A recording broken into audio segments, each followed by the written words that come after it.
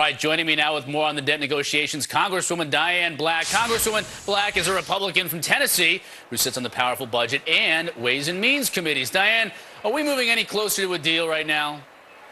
Well, I don't know whether we're moving any closer or not. That will be up to those who are in those closed-door meetings, but I can tell you that we've done our work.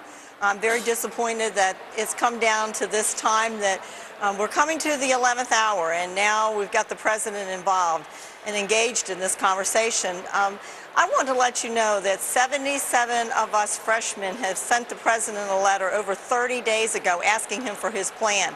We had a plan back in April from the Republican Budget Committee, and we passed it in the House, and we still have not heard anything from the president, and I'm very disappointed in that.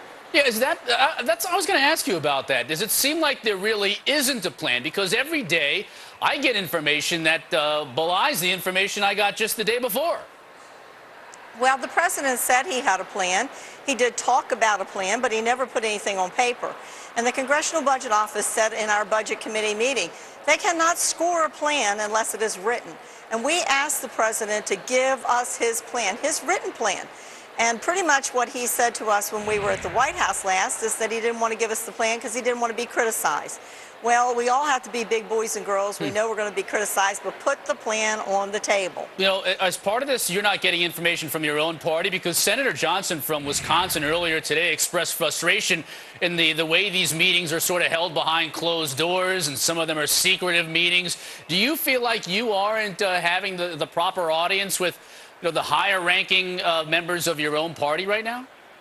Well, I'm not so frustrated about that at this point. I just feel like if we would have come to the table, everyone would have come to the table a whole lot earlier than this. We wouldn't have to be going through this process. We could actually be doing all this in the light of day, with members weighing in on their decisions and choices about what those talks are, what they're talking about. And so, again, I'm frustrated more just that the president has waited until the 11th hour, and now it's going to be a rush, and there will be some good ideas that come out of this, but I'm not so sure that you can put forward detailed plans on whatever comes out of this in this short period of time. How are you on, I'm hesitant to call them tax increases, but certainly a part of that would be getting rid of some tax breaks.